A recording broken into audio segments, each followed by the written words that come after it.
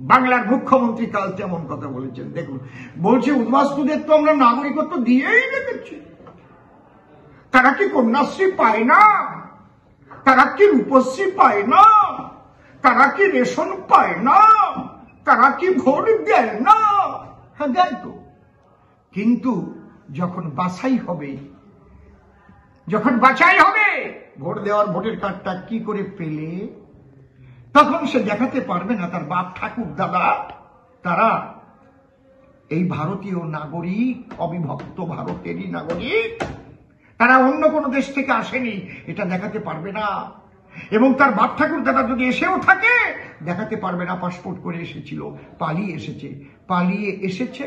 যখনই প্রমাণিত হবে তখনই যাবে জেলে, ডিটেনশন ক্যাম্পে। ওই মানুষগুলোকে মুক্তি দেওয়ার জন্য সিএ লাগু হচ্ছে। এই সিএ লাগু হলে মুসলিম ভাইদের কোনো ভয় নেই। একমাত্র কাদের জন্য? যারা ভারত ভাগের ফলে পাকিস্তান থেকে, বাংলাদেশ থেকে ওপার বাংলা ধর্মীয় সংখ্যালঘু সম্প্রদায়, হিন্দু, খ্রিস্টান, বৌদ্ধ, শিখ, জৈন, পার্সি, যারা ওখানকার সংখ্যাগুরু মুসলমানদের অত্যাচারে রাতের অন্ধকারে মা বোনদের ইজ্জত রক্ষা করবার জন্য, নিজের জীবন বাঁচাবার জন্য 14 পুরুষের ভিটাবাড়ি ত্যাগ করে তারা ভারতবর্ষে এসে আশ্রয় নিয়েছে, তারা পালিয়ে এসেছে। তাই তারা অবৈধ অনুপ্রবেশকারী। ভারতীয় সংবিধান অনুযায়ী তাদের মুক্তি দেবার জন্য এই সেই সিএ লাগু হতে চলেছে। আমি ঠাকুর মশাইকে কোটি কোটি প্রণাম জানাই, তিনি আজ যে বার্তা আমাদের কাছে দিয়েছেন। কিন্তু ওই যে আমরা একটা কথা বলতাম না, তলে পড়ে বুকে কিলায়। দুইজনে মারামারি করছে, একজনের খুব মোটা শরীর তো পেরে ওঠে না, আর একজনের স্কেলিটন মার্কা, বুঝতে পারছেন? এইবার দুইজনে এমন ভাবে করছে, করতে করতে করতে করতে ওই যে একটু স্কেলিটন মার্কা ও এমন ভাবে ঠেসে ধরেছে, ঠেসে ধরে ও কি করেছে, ওর প্যান্টের ঠিক ওই যেখানে নিম্ন দাঁতটা ওখানে ছেঁড়া আছে, ও খানিকটা কাপ ওই গর্তের মধ্যে ঠক করে ফেলেছে, ফেলে দিয়ে মার দৌড়। এখনো দৌড়াচ্ছে, আর যে মোটাও দৌড়ে পারছে না, পেছন পিছন দৌড়াতে দৌড়াতে ওর পিঠে থুতু মেরেছে। বলে, আমি তো তোর জায়গা মতো দিলাম, তুই দিলি কোথায়? বলে, ওই গড়াতে গড়াতে জায়গা মতো যাবে আর কি। কিছু না পেরে পিঠে থুতু দেওয়া যেমন, বাংলার মুখ্যমন্ত্রী কাল তেমন কথা বলেছেন। দেখুন, বলছে উদ্বাস্তুদের তো আমরা নাগরিকত্ব দিয়েই রেখেছি। তারা কি কন্যাশ্রী পায় না? তারা কি রূপশ্রী পায় না? তারা কি রেশন পায় না? তারা কি ভোট দেয় না? হ্যাঁ, দেয় তো।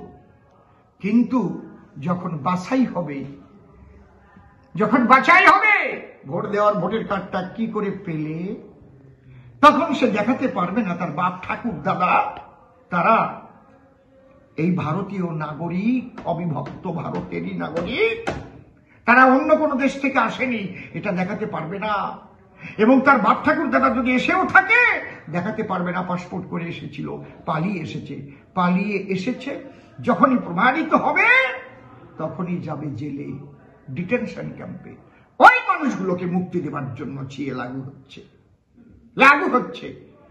দিদিমণি, আপনার কাছে আমার প্রশ্ন, আপনি তো বললেন কন্যাশ্রী পায় না।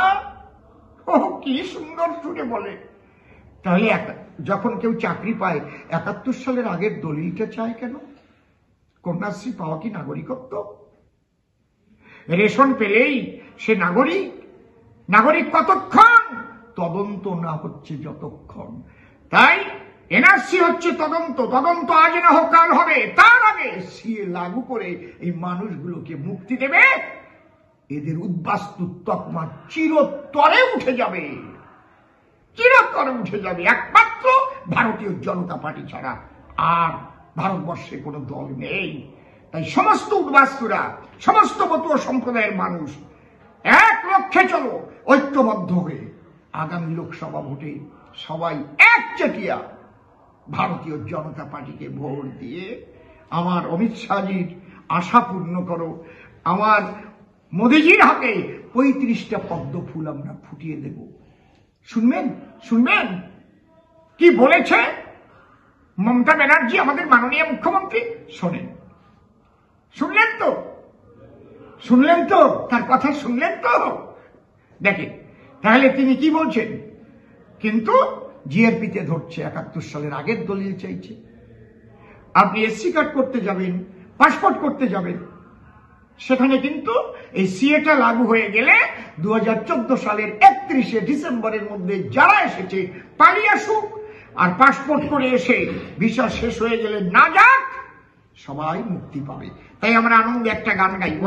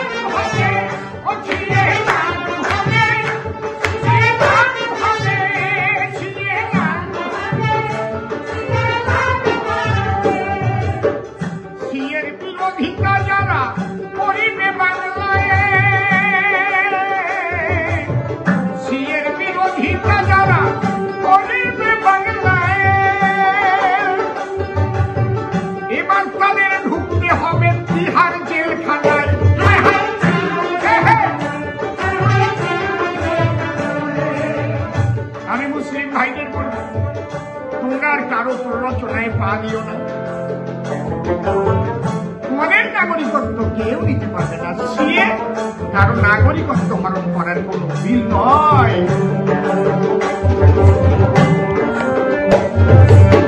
সিএর বিরোধিতা যারা করিবে বাংলায়, সিএর বিরোধিতা যারা, আমি মতুয়া সহ সমগ্র উদ্বাস্তুদের বলছি, আর আমাদের পশ্চিমবঙ্গ ভারতীয় জনতা পার্টির উদ্বাস্তু ছেলে যেখানে যারা পদাধিকারী আছেন তারা সমস্ত ঐক্যবদ্ধ হন, তৈরি হন। যদি একটা মানুষ সিএর বিরুদ্ধে নামে, আমরা 1 লক্ষ মানুষ সিএর সপক্ষে রাস্তায় নাম, আমাদের সঙ্গে সেন্ট্রাল বাহিনী থাকবে।